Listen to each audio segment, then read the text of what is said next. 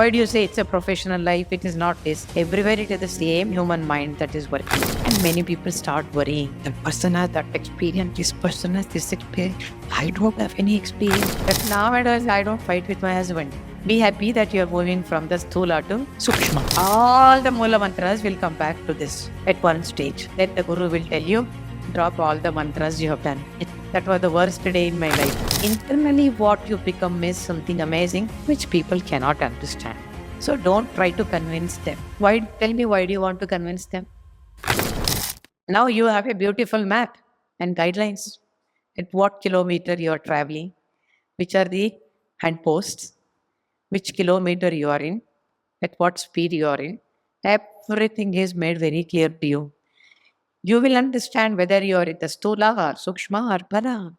You will understand just by your sincere practice. It depends on what you want to earn out of that behavior. If you are fine with the competition, you're least bothered about the competition. You will not make any efforts to impress upon anybody or anything. But if you want to have some progress, and there is nothing wrong in that, you may do that. Ultimately, what you have to see is whatever the actions you are performing in the external world, in your profession, or inside the home, or with your neighbors, they are not divisions. They are one and the same. Why do you say it's a professional life? It is not this. Everywhere it is the same human mind that is working. Is it not? Many people have the desire to go to Himalayas. I ask them, even if you go to the Himalayas, you are going to carry the same mind there also. So whatever you want to do there, with the same mind, you can do it here. It is just a fad, a kind of a fancy that going to Himalayas only is the way to do your sadhana. That is the message I have conveyed in my book also. And Swami Rama made sure that I catch upon this truth.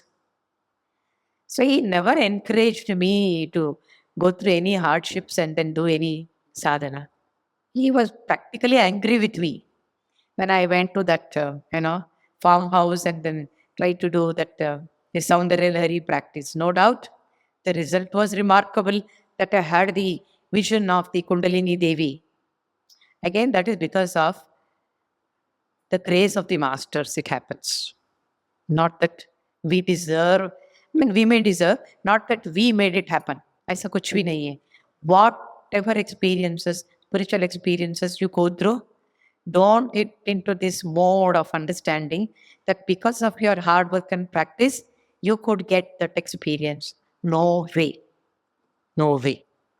It happens because of the grace you have earned through your sadhana and trying to move from Apara to Sukshma.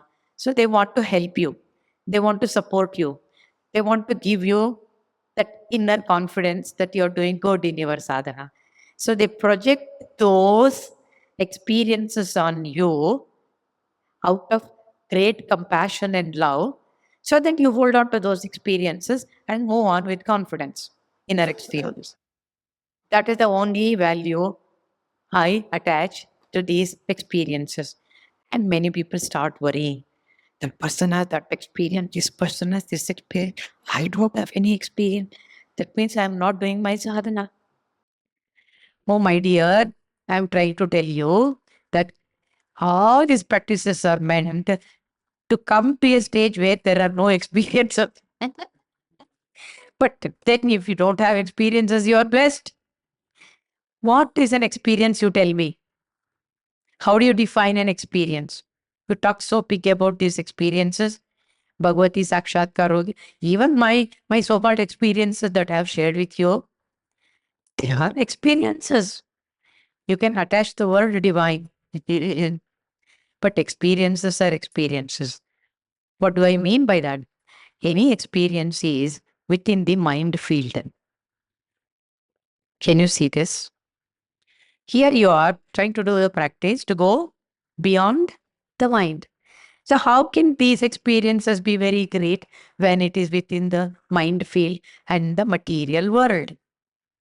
So why are you attaching so much of importance to these things? Yes, These experiences have a qualitative impact on you, that it will give you some insights, some confidence, some beautiful feeling, so that you want to continue your practice. That's why whenever I went with any experience and explained it to my Guru Guru, he used to say, Sari, it's right. ಆಯ್ತಲ್ಲ ಖುಷಿ ಪಟ್ಟಿಯಲ್ಲ, drop ಮಾಡಿ ಮುಂದಕ್ಕೆ ಹೋಗಿ. You have done it, you have experienced it, you have enjoyed it, drop it and move on. ಅಷ್ಟೇ ರೀ ಇದ್ರದ್ದೆಲ್ಲ value. ಎಲ್ಲ the so-called great experiences ಬೇಕು. It is needed because it will, such experiences will inspire you to continue to do your practice. Until when? Until you attain that transcendental state where there is no experience, just you are there. Only you are there. And what is that you are there? You have to do sadhana and understand. Words cannot really explain, describe, and make you understand. What is that all? So I'm concluding from the Veda, where the whole world looks different and full of conflict, agony, pain, suffering. It will move on to para, means Veda, Veda. There is a combination of difference and unity. When you come to the Sukshma level, there is in your mind your perception of the world, the perception of your relationships has gone through a kind of evolution where your perception is a mixture of Bheda and Abheda. You experience difference with the other person. At the same time, you are able to raise above that and see the difference and not fight with that. It's okay. What is the big deal? Otherwise, you used to be a fighter cock before. Why? Why it has to be so? Now it will change to, if there is a difference, let it be. That's how the world is. In other words, you say, let go. You understand the art of let go. Let go you are doing, don't get confused, not to be good about the other person. You think by not fighting with somebody, you are doing a great service to the other person because you are not fighting with one person. But that's not the truth. You're doing a great service to yourself. Apna kalyan kar rahe ho by not fighting. Don't think very big about and give a very big certificate. That nowadays I don't fight with my husband. Be happy that you are moving from the Sthula to the Sukshma. So there is Veda and Aveda. Sometimes you experience that harmony, inner harmony and outer harmony, that everything is going good around you. But there are times you come back to your lower self again. So you see Veda. Yesterday, day before, this guy was okay. And third day, it is the same. Your smile only tells me that you are able to identify in your own personal life what is what. So it is still impure.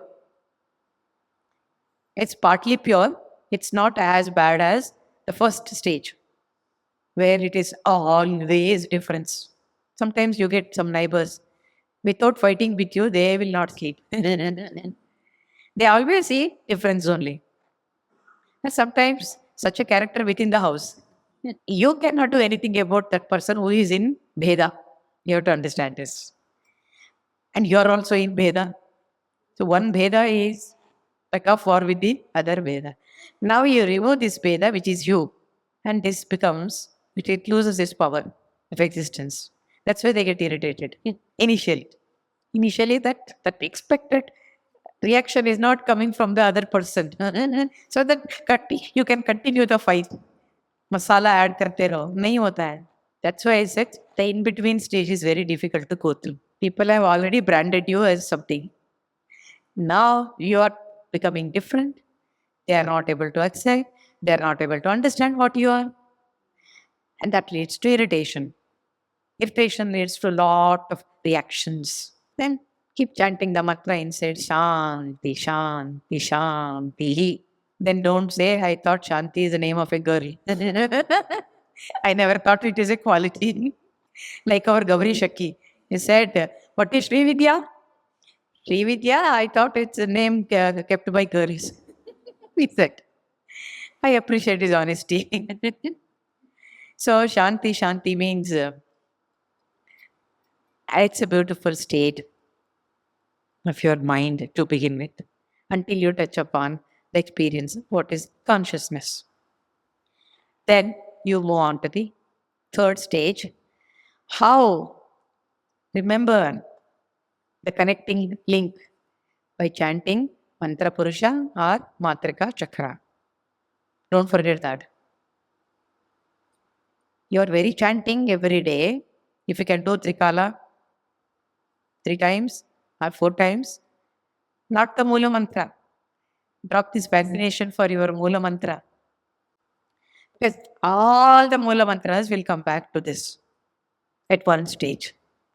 Then the Guru will tell you, drop all the mantras you have done. That was the worst day in my life when my Guru said, it was a big shock for me. When he said, you have done all the mantras now, you drop. So I asked, drop and do what? Do nothing. My Guru said, doing nothing means we are so much used to doing one thing or the other all the time. No? We keep our minds engaged. So, what is it to do nothing and then still be alive? Then he said, he understood my difficulty. Then he said, just sit and remember me. It will happen. It was a blessing. And it happened.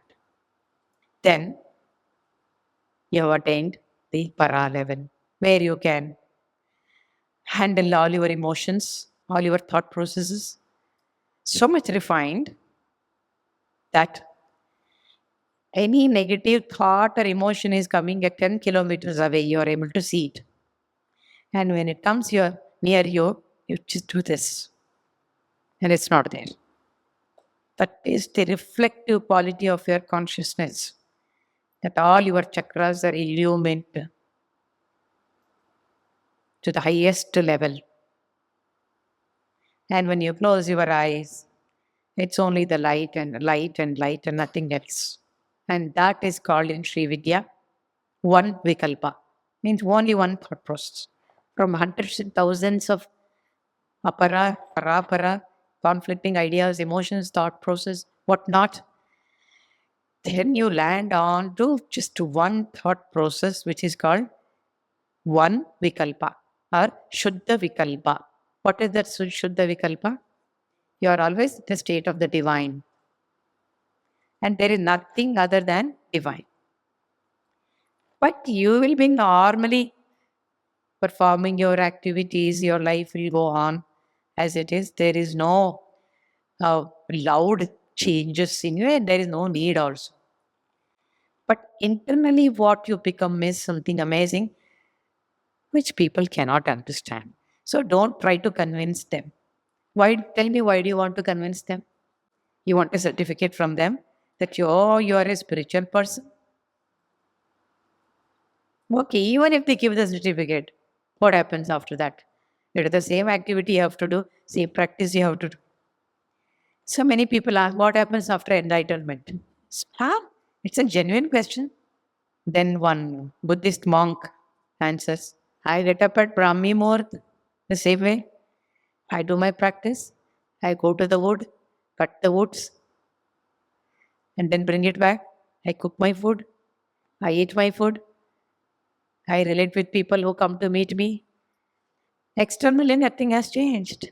So, don't many people have this concept. Enlightenment is a very dramatic thing. I tell you, if it becomes a dramatic thing, then your nadis and chakras are not totally purified. If they are perfectly purified and aligned from to aha, then nobody can make out that you have become an enlightened person. It's your personal property, not to be sold.